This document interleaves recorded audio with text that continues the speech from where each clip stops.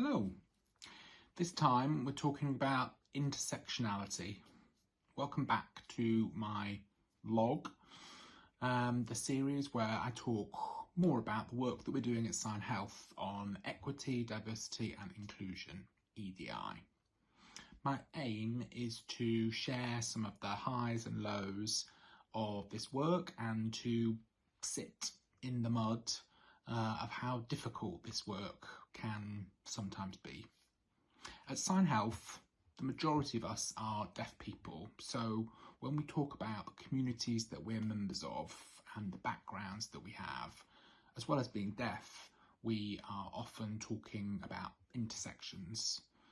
Our experiences of marginalisation, of oppression, or sometimes the benefit and the joy of being part of community can cross over with another characteristic that we have.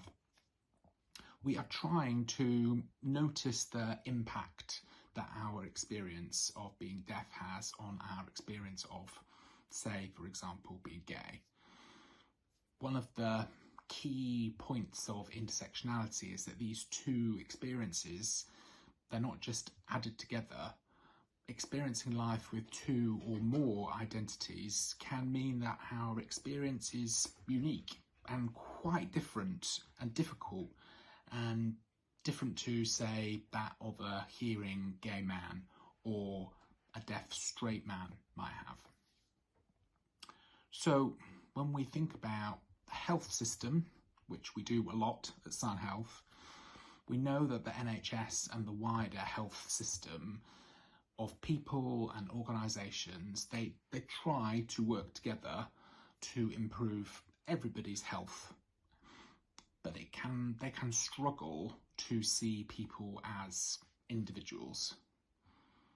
We often see health services that are designed with only hearing people in mind.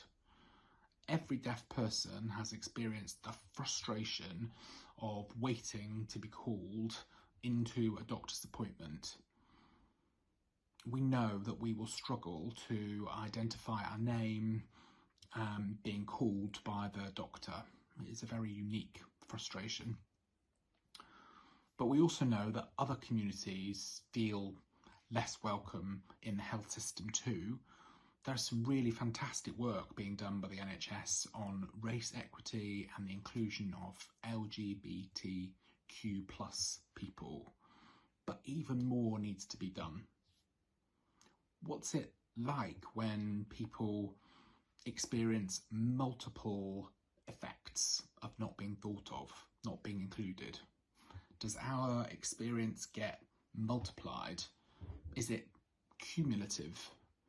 What is our responsibility at SignHealth to try to fix the health system to properly include us as deaf people, to ensure every deaf person is really considered within that work? And how can we ensure that everyone's experience is appreciated? It's difficult.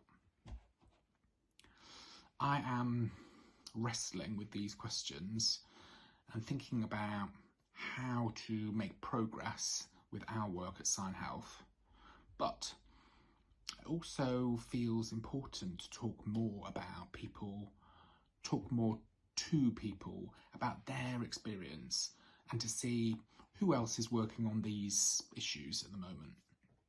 There was a blog post on the King's Fund about how to look at and how to meet intersectionality in health last year. It's interesting that some of the focus is on the challenges caused by the word intersectionality and lived experience too. I am conscious that using language like that can turn some people off, but how do we talk about these really important things without creating consistent language to describe it? And I noticed that I see numerous different signs for intersectionality in BSL too. My colleague Azaria, she's told me that she has collected 11 different signs being used. We talk about this quite a lot at SignHealth.